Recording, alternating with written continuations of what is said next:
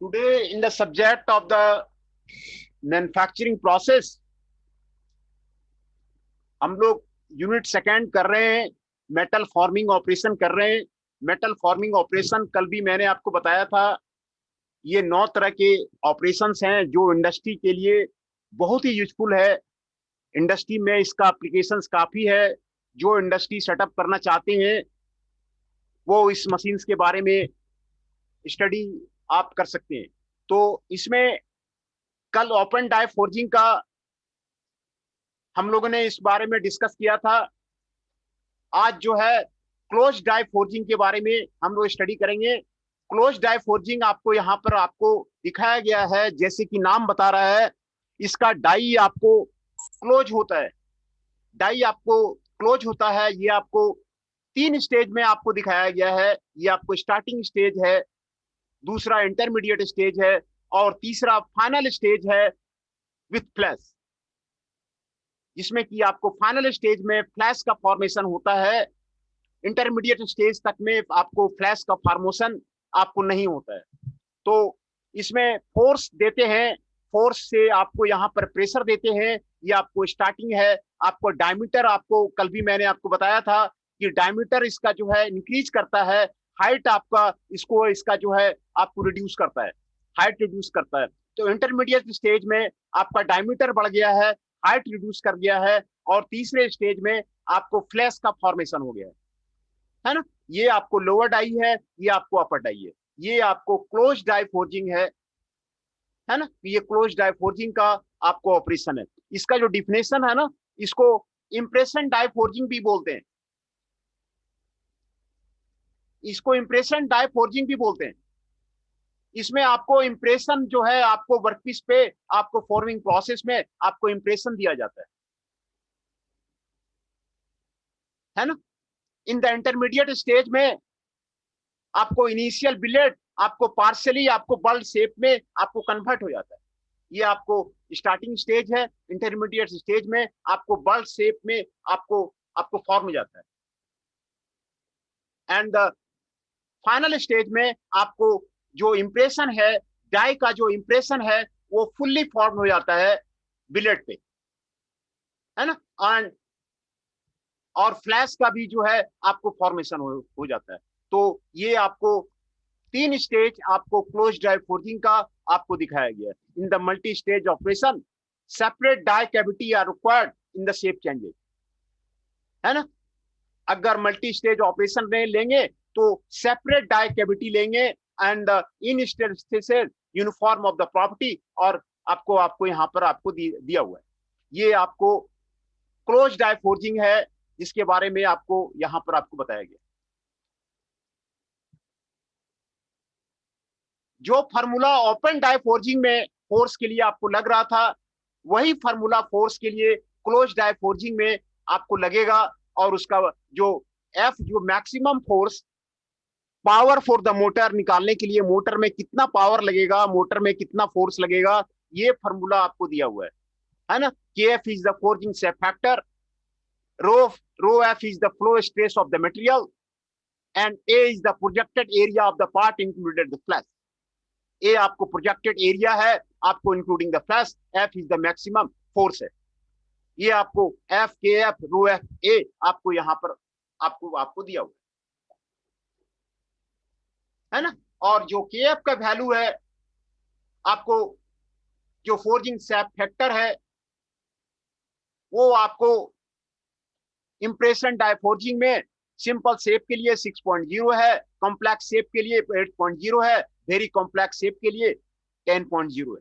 फ्लैशलेस forging में आपको 6.0 है। ये आपको यहां पर आपको के एफ का वैल्यू आपको दिया हुआ है। इससे फोर्स जो है आप इसमें आप निकाल सकते हैं, है ना। ये आपको फोर्स का फॉर्मूला है। आप जो फोर्स है वो कितना उसमें लगेगा आप उसमें निकाल सकते हैं। इसमें आपको इंप्रेशन डायफोर्जिंग में आपको फ्लैश तो बनता ही बनता है। फ्लैश बनने के कारण जो है आपको जो एक्यूरेसी अचीव करने के लिए आपको मशीनिंग करना पड़ता है। मशीनिंग करके वो फ्लैश को आपको हटाया जाता है ना। और फाइनल प्रिसीजन आपको किया जाता है। In improve the efficiency of the close die forging, precision die forging was developed that can produce the forging with the section more complex geometry, close tolerances and elimination of the machining elements, है ना। ये आपको precision forcing ये आपको close die forging के बारे में आपको ये था। ना come to the flashless forging.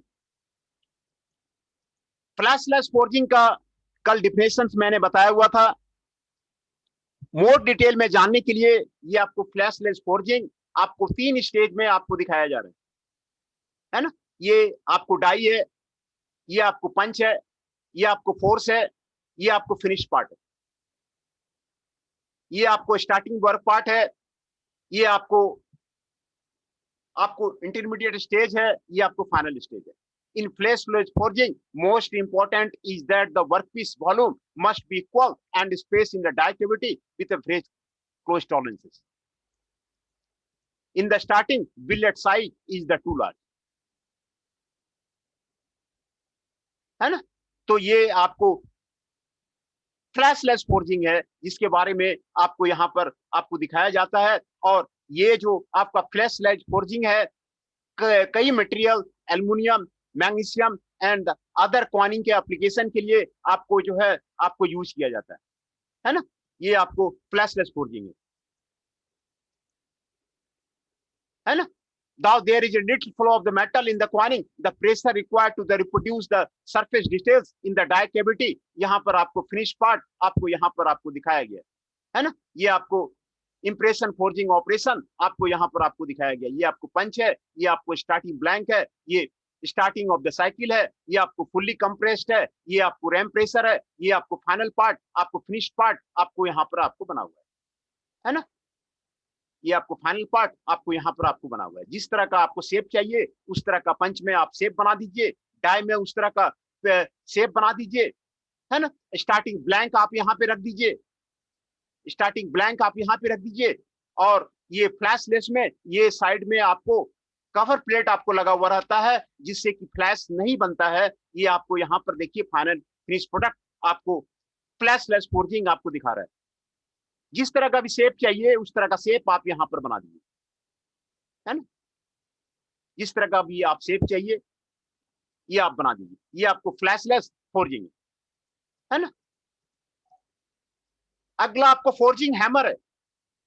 Forging hammer, what are the different types of the forging hammers are there. ये आपको ड्रॉप हैमर्स का आपको फिगर आपको यहाँ पे बताया जा रहा है।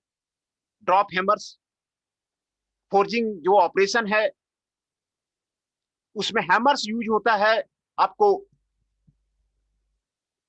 प्रेशर देने के लिए।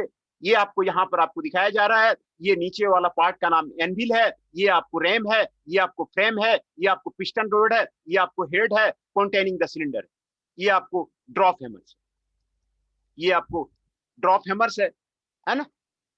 तो हैमर्स का काम applying on the impact load on the workpiece में फोर्स अप्लाई करने के लिए आपको यूज किया जाता है, और ये इंपैक्ट एनर्जी यूज करता है। इंपैक्ट एनर्जी करके आपको प्रेशर देता है आपको वर्कपीस में, है ना। जब अपर डाई आपको वर्कपीस पे स्ट्राइक करता है तो impact energy causes to part to take the form of the die cavity. Die cavity का आपको फॉर्म बनाता है,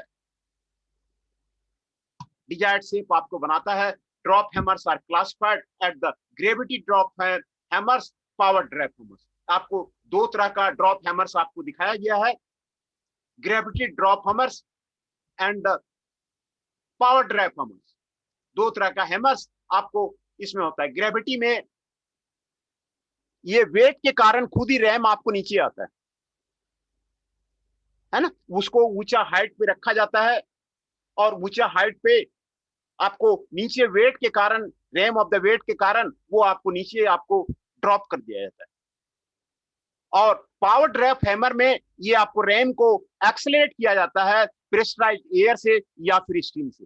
इसको पावर ड्रॉप हैमर्स बोलते हैं। तो आपको फोर्जिंग ऑपरेशन में ये हैमर्स आपको यूज होता है। Drop hammers, gravity drop hammers उसको बोलते हैं, और पावर ड्रॉप हैमर्स उसको बोलते हैं। ये दो हैमर्स आपको यूज होता है ना। और दूसरा आपको प्रेसेस होता है इंडस्ट्री में। ये आपको तीन तरह का आपको प्रेस आपको इंडस्ट्री में होता है, mechanical presses, hydraulic presses and the screw presses. ये तीन तरह का आपको प्रेसेस आपको यूज किया जाता है to give the impact force on the workpiece पे आपको फोर्स करने के लिए आपको प्रेसेस यूज किया जाता है।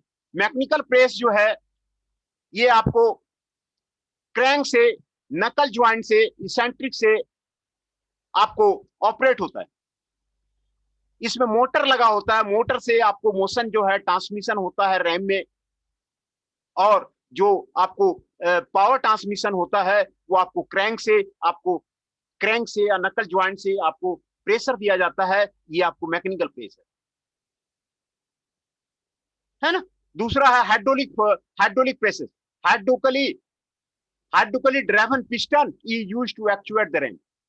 हाइड्रोलिक ड्राइवन पिस्टन जो है वो आपको यूज किया जाता है आपको प्रेस को चलाने के लिए, है ना। ये इसमें हाइड्रोलिक सिस्टम आपको लगाया जाता है। ये हाइड्रोलिक प्रेस है। दूसरा स्क्रू प्रेस में आपको स्क्रू ड्राइव लिखा जाता है और हाइड्रोलिक ड्राइव दोनों आपको लगाया जाता है, और स्क्रू ड्राइव से, स्क्रू मैकेनिज्म से आपको प्रेस किया जाता है। तो ये आपको तीन तरह का आपको प्रेस होता है, mechanical press, hydraulic press and screw press. ये आपको तीन तरह का आपको प्रेस आपको फोर्जिंग में आपको यूज किया जाता है। Now about the forging die जो मेन कंपोनेंट है आपको फोर्जिंग ऑपरेशन का, उसमें कौन कौन से पार्ट होते हैं उसके बारे में अभी स्टडी करेंगे। ये आपको लोअर डाई है, ये आपको अपर डाई है, ये आपको ये फ्लैश का फॉर्मेशन है, ये आपको लैंड है, ये आपको वेव है, ये आपको रीब है, ये आपको कॉर्नर है, ये आपको फिलेट है, ये इनसाइड ड्राफ्ट एंगल है, ये आउटसाइड ड्राफ्ट एंगल है ना। ये आपको पार्टिंग लाइन, ये सारा आपको यहां पर आपको दिखाया गया। पार्टिंग लाइन जो है आपको अपर डाई को और लोअर डाई को पार्ट करता है ना। Parting line effects and the flash formation आपको पार्टिंग लाइन के पास में आपको हो जाता है। ड्राफ्ट का मतलब है the amount of the taper. यहाँ पे आपको दिखाया गया है ये अमाउंट ऑफ द टेपर जो आपको डाई में होता है, आपको यहाँ पर आपको दिखाया गया। Upper die and the lower die में आपको ड्राफ्ट ऑफ द टेपर आपको दिखाया गया। ड्राफ्ट एंगल कितना रहता है वो आपको यहाँ पर आपको दिखाया गया, है ना। दूसरा वेव्स एंड ड्रिफ्ट्स आपको यहाँ पर आपको दिखाया गया। ये आपको रीब है, ये आपको वेव है, ये आपको रीब है, ये आपको वेव है, ये आपको दिखाया गया। ये are the portion of the forging that is parallel and perpendicular to the parting line. है ना। More difficulty is witnessed in the forming as the part they become the thinner, है ना। Fillet and the corner radius, fillet and the corner radius and the flash आपको यहाँ पर आपको दिखाया गया। फ्लैश आपका ये आपको फ्लैश है, ये आपको कॉर्नर रेडियस है, ये आपको फिलेट है ना। फिलेट यहाँ पर इसको बोलते हैं, कॉर्नर रेडियस आपको ये बोलते हैं। तो यहाँ पर आपको fillet and corner radius, small radius limits, ये आपको निकाला जाता है। फ्लैश द प्रेशर, जो आपको फ्लैश का फॉर्मेशन हो जाता है, तो ये आपको उसको फ्लैप्स बोलते हैं। तो ये आपको डाई का आपको क्या क्या पार्ट्स था उसके बारे में ये आपको बता रहा था। दूसरा, फोर्जिंग ऑपरेशन और क्या क्या होते हैं, तो ये हम लोग उसको स्टडी करेंगे। पहला है ऑफसेट फोर्जिंग। ऑफसेट फोर्जिंग का प्रोसेस आपको यहां पर आपको दिखाया जाएगा। ऑफसेट फोर्जिंग यहां पर आपको ऑफसेट फोर्जिंग आपको दिखाया जा रहा है। ये आपको ऑफसेट फोर्जिंग है, ये आपको जो प्रोसेस आपको दिखाया जा रहा है, ये ऑफसेट फोर्जिंग का प्रोसेस दिखाया जाता है ना। ऑफसेट फोर्जिंग में एक साइड में आपको डायमीटर को इंक्रीज किया जाता है और लेंथ को रिड्यूस किया जाता है ना। ये देखिए आपको ऑफसेट फोर्जिंग आपको यहाँ पे आपको दिखाया गया है। ये आपको जनरली क्लोज डाई फोर्जिंग में आपको यूज होता है। और ऑफसेट फोर्जिंग फास्टनर इंडस्ट्री में, फास्टनर का आपको कोई कंपनी लगानी है जिसमें हेड्स बनाने हैं, बोल्ट्स बनाने हैं, नेल्स बनाने हैं और सिमिलर टाइप का प्रोडक्ट्स बनाने हैं, तो आप ऑफसेट फोर्जिंग का मशीन आप लगा सकते हैं। ये फास्टनर इंडस्ट्री में सेटअप करने के लिए आपको ये आपको ऑफसेट फोर्जिंग है ना। तो ऑफसेट फोर्जिंग का ऑपरेशन आपको यहाँ पर आपको दिखाया गया है। ये आपको फीडिंग ऑफ द वर्कपीस है। वर्कपीस यहाँ पे वायर स्टॉक यहाँ पर आपको लाया गया, ये स्टॉप है, यहाँ पे रोका गया। फिर रोकने के बाद आपको दूसरे स्टेप में ये दोनों डाई और पंच को प्रेशर दे करके क्लोज कर देते हैं। और तीसरे स्टेज में आप यहां पर प्रेशर देते हैं, ये यहां पर, एंड चौथे स्टेज में ये आपको फाइनल फोर्जिंग ऑपरेशन आपको कंप्लीट हो जाता है। ये फास्टनर इंडस्ट्री में आपको इस तरह के ऑपरेशन ज्यादा होते हैं। आपको फास्टनर इंडस्ट्री लगाना है तो ये ऑपरेशंस आपको होते हैं, जिसमें हेड्स और नेल्स और द बोल्ट्स आपको बनता है ना। ये आपको 4 स्टेज आपको ऑफसेट फोर्जिंग का आपको यहां पर आपको दिखाया गया है ना। ये 4 स्टेजेज होते हैं ऑफसेट फोर्जिंग का। पहला स्टेज में आप वायर स्टॉक को अंदर ले गए, स्टॉप से यहां रोके। दूसरे स्टेज में इन दोनों को क्लोज किया। और तीसरे स्टेज में यहां आप जो है पंच से प्रेशर दिया गया, पंच से प्रेशर दिया गया। और चौथे स्टेज में आपको यहां पर आपको कंप्लीट हो गया। ये आपको ऑफसेट फोर्जिंग है ना। दूसरा ऑपरेशन है हेडिंग। यहां पर बहुत सारे हेडिंग का आपको ऑपरेशन आपको दिखाया गया है, कैसे जो है हेड बनाते हैं विद द डिफरेंट डाई का प्रोफाइल से आपको यहां पर आपको दिखाया गया। ये आपको वर्कपीस है, ये आपको डाई है और ये आपको पंच ये आपको ओपन डाई फोर्जिंग में आपको यूज किया जा रहा है ना। डिफरेंट डाई प्रोफाइल का आपको इसमें पंच यूज करते हैं और आपको बनाते हैं। इसमें राउंड हेड पंच से आपको यहाँ पे राउंड हेड आपको बनाया गया है ना। Head form inside the die only, ये डाई के अंदर जो है आपको डाई के अंदर जो है हेड का जो है फॉर्मेशन है, ये आपको यहाँ पर आपको दिखाया गया। यहाँ पे bolt head form by the both die and punch, यहाँ दोनों डाई एंड पंच के हेल्प से आपको हेड का फॉर्मेशन किया गया है, वो आपको यहाँ पर आपको दिखाया गया है। ये आपको हेडिंग ऑपरेशन है ना, ये आपको हेडिंग ऑपरेशन। और अगला ये ऑपरेशन है आपको स्वेजिंग है ना। ये आपको स्वेजिंग है, ये आपको रेडियल रेडियल फोर्जिंग। तब तक मैं आपका जो है अटेंडेंस आपका ले लेता।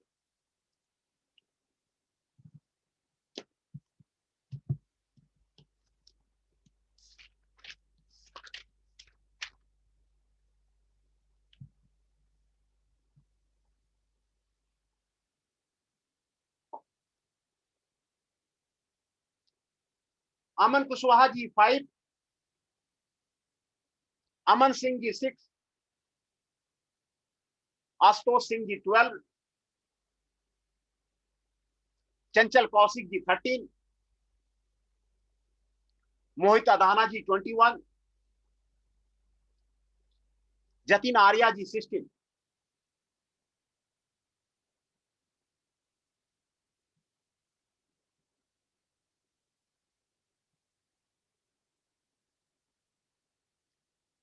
तो आज जो जो प्रेजेंट है, और तुषार कनौजिया जी भी ज्वाइन कर रहे हैं। तुषार कनौजिया जी प्रेजेंट।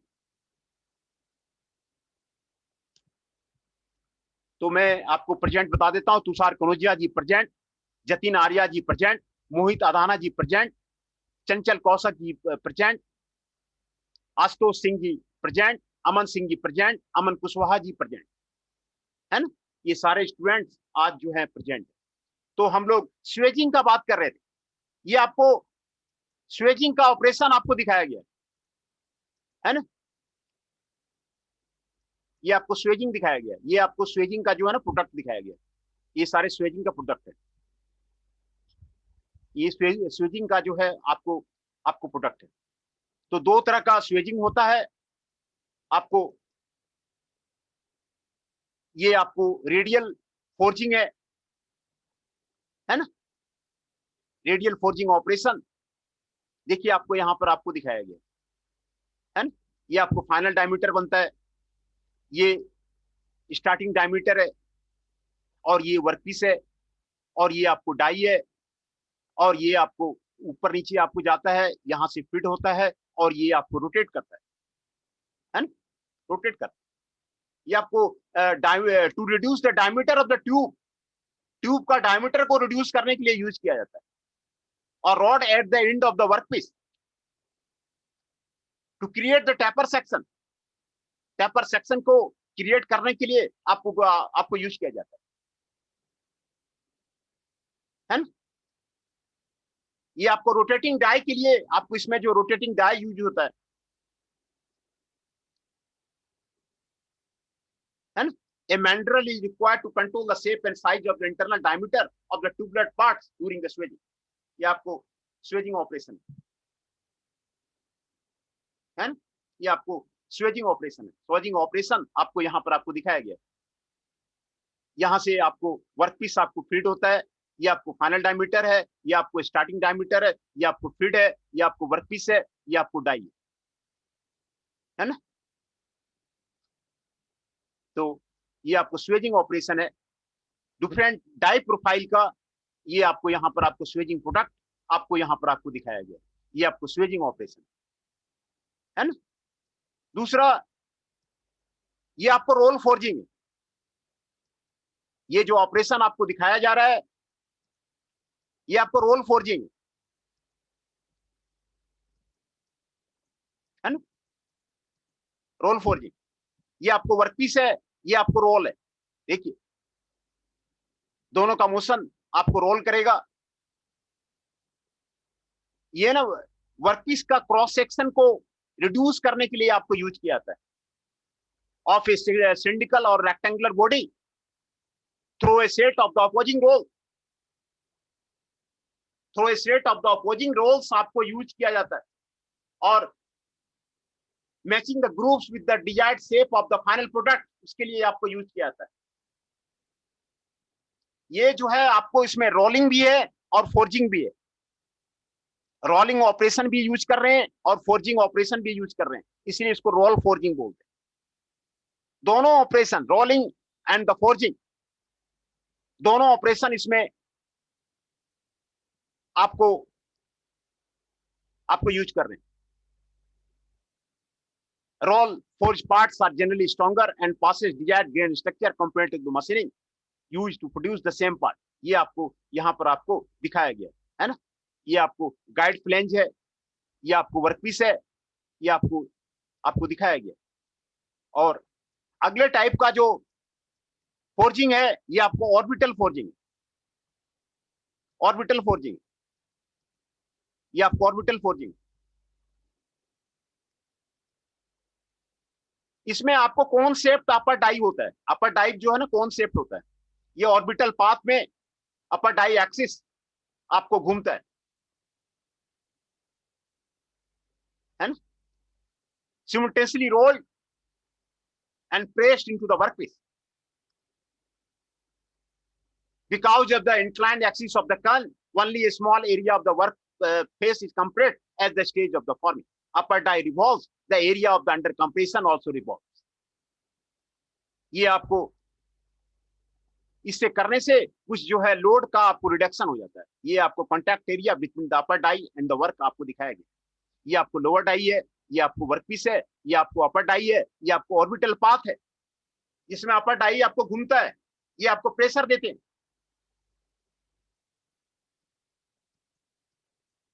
है ना। ऑर्बिटल फोर्जिंग आपको यहां पर आपको बताया जा रहा है, ये आपको ऑर्बिटल फोर्जिंग, ये आपको ऑर्बिटल फोर्जिंग है, यहां पर आपको ये आपको घूमता है ना। दूसरा ऑपरेशन आपको आइसोथर्मल फोर्जिंग है।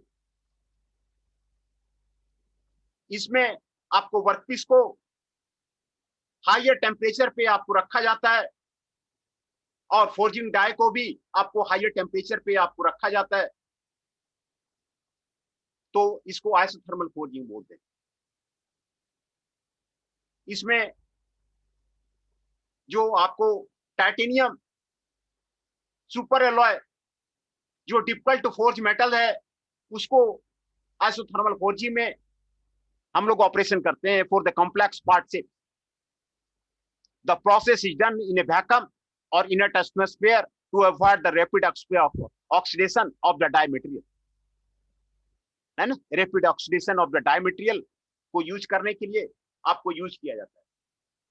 तो ये आपको आइसोथर्मल फोर्जिंग, ये आपको आइसोथर्मल फोर्जिंग है। इसमें आपको टेम्परेचर आपको ज्यादा रखा जाता है ना, टेम्परेचर आपको ज्यादा रखा जाता है। दूसरा अगला ऑपरेशन आपको एक्सट्रूजन है। तो आज यहीं तक रहने देते हैं, ये यही आप समझिए, अच्छी तरह समझिए फोर्जिंग को ही आप अच्छी तरह समझिए। फोर्जिंग के कई ऑपरेशंस मैंने आपको बता दिए हैं, आप फोर्जिंग का बारे में आप इसको क्लियर कीजिए।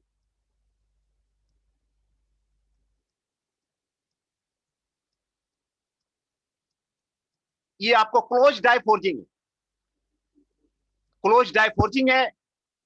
ये 3 स्टेज आपको दिखाया गया है, starting stage, intermediate stage and the final stage with the flash formation आपको दिखाया गया है ना। ये सारे ऑपरेशंस जो है ना, आप किसी इंडस्ट्री में, फोर्जिंग इंडस्ट्री में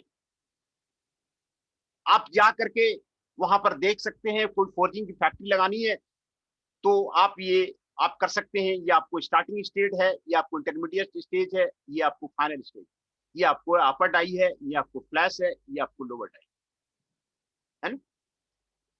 तो ये 3 स्टेजेस में आपको दिखाया गया है। आपको 3 स्टेजेस में आपको यहाँ पर आपको दिखाया गया है। ये फाइनल स्टेज आपको यहाँ पर आपको दिखाया गया है ना, lower die, upper die and the flash, ये आपको यहाँ पर आपको दिखाया गया। और जो फोर्स लगेगा आपको फोर्जिंग में, आपको यहाँ पर आपको दिखाया गया कि F rho F is the flow stress, K F is the forging shape factor, A is the projected area,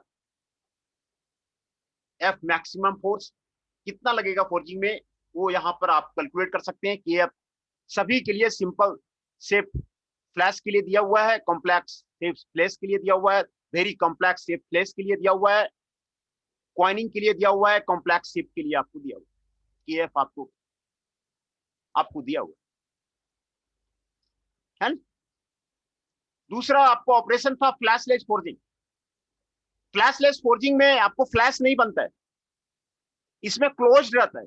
ये है ना आपको, ये आपको गाइड लगा हुआ है, ये आपको क्लोज रहता है। तो यहाँ भी आपको 3 स्टेज आपको दिखाया गया है। ये स्टार्टिंग वर्कपीस है, ये आपको ये आपको डाई में क्लोज है, ये आपको रैम से आपको ऑपरेशन किया जाता है, ये आपको पंच है, ये आपको डाई है, ये आपको फिनिश पार्ट है ना। तो ये आपको फ्लैशलेस फोर्जिंग आपको आपको दिखाया गया, ये आपको फ्लैशलेस फोर्जिंग आपको दिखाया गया, और ये फ्लैशलेस फोर्जिंग का ये भी पार्ट आपको दिखाया गया। ये आपको स्टार्टिंग ब्लैंक है, ये आपको डाई है, ये आपको रिटेनर है, रिटेनर आपको साइड में आपको लगा हुआ रहता है, और ये आपको पंच है। और जिस तरह का डाई में आपको शेप रहेगा ना, उसी तरह प्रोडक्ट में भी बन जाएगा। ये देखिए यहाँ पर जिस तरह आपको डाई का शेप है ना, उसी तरह का फिनिश प्रोडक्ट में भी आपको शेप आ जाएगा, फिनिश प्रोडक्ट में भी उसी तरह का आपको शेप आ जाएगा। तो उस तरह का शेप आप जो है यहाँ पे डाई में आप बना देंगे, उसी तरह का शेप आपको इसमें आ जाएगा, है ना, उसी तरह का शेप इसमें आपको आ जाएगा। ये आपको फ्लैशलेस फोर्जिंग है, जिसमें कि रिटेनर साइड में आपको लगाया जाता है और इसमें फ्लैशलेस होता है। ये आपको फोर्जिंग हैमर है, ये ड्रॉप हैमर दो तरह का होता है, gravity drop hammer and the power drop hammer. Gravity drop hammer में जो falling weight of the heavy RAM होता है, वही आपको एनर्जी प्रोवाइड करता है, इंपैक्ट करता है वेट ऑफ द रैम। यहाँ पर आपको दिखाया गया है, ये आपको एनविल है, ये आपको रैम है, ये आपको फ्रेम है, ये आपको पिस्टन रॉड है, ये आपको हेड कंटेनिंग सिलेंडर है ना। ये आपको पावर ड्रैप हैमर है, जो आपको प्रेशराइज एयर और स्टीम से आपको बनाया जाता है। ये आपको ड्रैप हैमर। ये आपको जो प्रेसेस है ना, 3 तरह के होते हैं, mechanical presses, hydraulic presses and the screw presses. ये आपको 3 तरह के जो आपको प्रेस होते हैं।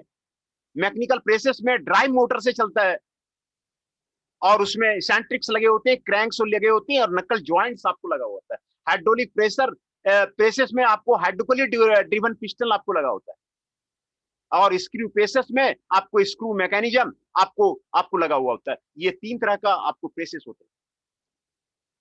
दूसरा फोर्जिंग डाई, फोर्जिंग डाई के सारे पार्ट आपको यहाँ पर आपको दिखाए गए। ये आपको लोअर डाई है, ये आपको अपर डाई है, ये आपको पार्टिंग लाइन, ये आपको फ्लैश है, ये आपको गटर है, ये आपको फिलेट है, ये आपको वेव है, ये आपको रीव है, ये आपको कॉर्नर है ना। ये सारे, ये आपको ड्राफ्ट है, ये जो टैपर है ना, उसको ड्राफ्ट बोलते हैं।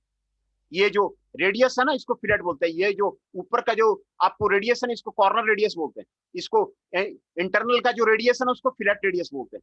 ये जो पार्ट है ना, इसको रीव बोलते हैं, यानी इसको ये जो पार्ट है ना, इसको वेव बोलते हैं। और यहाँ पे इसको लैंड बोलते हैं। यहाँ पर ये आपको फ्लैश का फॉर्मेशन होता है, ये आपको बटर है ना, है ना। तो इसमें parting line, draft angle, waves and drips, ये सारे आपको fillet and corner radius, flash आपको यहाँ पर आपको बताएगा। दूसरा, डिफरेंट टाइप का अदर फोर्जिंग ऑपरेशन क्या क्या है। फास्टनर इंडस्ट्री इसको लगाना है, तो ये आपको ऑफसेट फोर्जिंग फास्टनर इंडस्ट्री में आपको यूज होता है। उसमें हेड्स और nail bolt and similar products, offset forging आपको क्लोज डाई फोर्जिंग में आपको स्टेप्स आपको यहाँ पर आपको दिखाया गया। फिटिंग ऑफ द वर्कपीस, ये वर्कपीस को फिट किया गया। ये आपको ग्रिपिंग डाई है, ये स्टॉप से रोका गया, और ये दूसरे स्टेप में आपको ये क्लोज कर दिया गया, और फिर इसको जो है पंच से आपको प्रेशर दे दिया गया। Forward movement of the punch and upsetting is there, और द फोर्जिंग ऑपरेशन आपको यहाँ पर कंप्लीट कर लेता है। ये आपको 4 स्टेज में आपको कंप्लीट हो जाता